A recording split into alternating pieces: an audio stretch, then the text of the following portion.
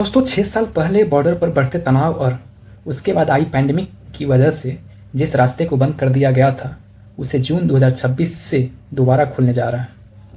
बात हो रही है उत्तराखंड के लिपुलेख पास की। दोस्तों इंडिया की फॉरेन मिनिस्ट्री ने इसके लिए नो ऑब्जेक्शन सर्टिफिकेट दे दिया है जो जून 2026 में फिर से शुरू हो जाएगी।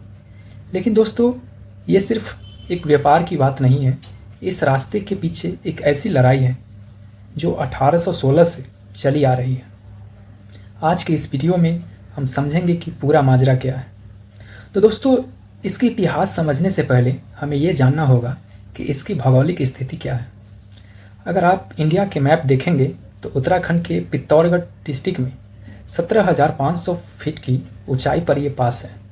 इसे ट्राई जंक्शन कहते हैं क्योंकि ये वो पॉइंट है जहां इंडिया, चाइना और नेपाल की बॉर्डर मिलती है। सदियों से हमारे भूटिया व्यापारी इसी रास्ते से तिब्बत जाते थे और सिर्फ व्यापार ही नहीं, कैलाश मानसरोवर यात्रा के लिए ये दुनिया का सबसे छोटा और आसान रास्ता है। दोस्तों इसको और डीप में समझने के लिए और पीछे जाना होगा। दरअसल बात है 1962 की। उस टाइम इंडिया चाइना के बीच जंग होने के कारण दोनों देशों के रिश्ते पूरी तरह टूट गए थे। इसका असर ये हुआ कि सदियों से चला आ रहा ये बॉर्डर ट्रेड रातों रात ठप हो गया और लिपुलेख पास लंबे समय के लिए बंद हो गया। बॉर्डर सील कर दी गई थी और सदियों पुराना व्यापार ठप हो गया था। लेकिन ये सन्नाटा तब टूटा जब 1988 में राजीव गांधी चाइना गए और दोनों देशों ने रिश्ते सुधारने की कोशिश की और इसका नतीजा निकला कि दिसंबर 1991 में तब इंडिया और चाइना ने एक मेमोरेंडम साइन किया जिसे कहते हैं रिजप्शन ऑफ बॉर्डर ट्रेड। इसी एग्रीमेंट में पहली बार ऑफिशियली मान लिया गया कि लिपुलेख पास ही वो रास्ता होगा जहां से दोनों देश व्यापार करेंगे। इसी वजह से जुलाई 1992 में यहां पहली बार बॉर्डर ट्रेड दोबारा शुरू हुआ। यानी 1962 की दुश्मनी को ख़त्म करने के लिए 1992 का ये रास्ता एक ब्रिज बना।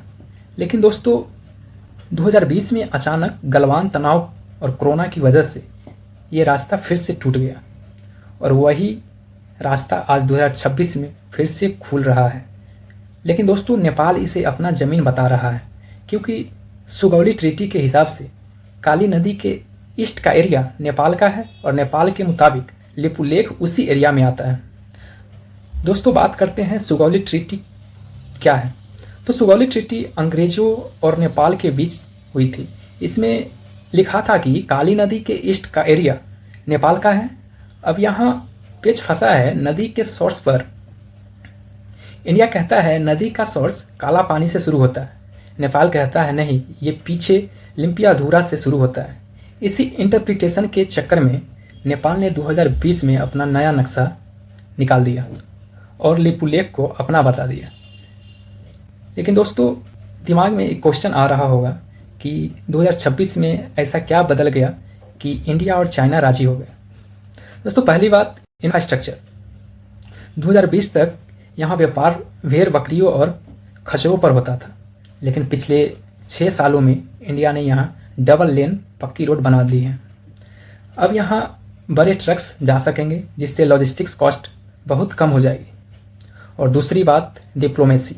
अगस्त 2025 में अजीत डोभाल और चाइना के वांग यी के बीच एक सीक्रेट मीटिंग हुई थी जिसमें यह तय हुआ था कि हमें हिमालय ट्रेड रूट्स को खोलना चाहिए।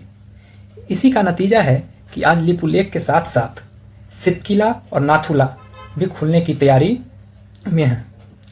अब सवाल दोस्तों आपके लिए है, क्या आपको लगता है कि चाइना के साथ ये व्यापार सच में दोस्ती की शुरुआत है या ये चाइना की कोई नई डिप्लोमेटिक चाल है? और नेपाल का इसमें क्या स्टैंड होना चाहिए? अपनी राय कमेंट में ज़रूर दें।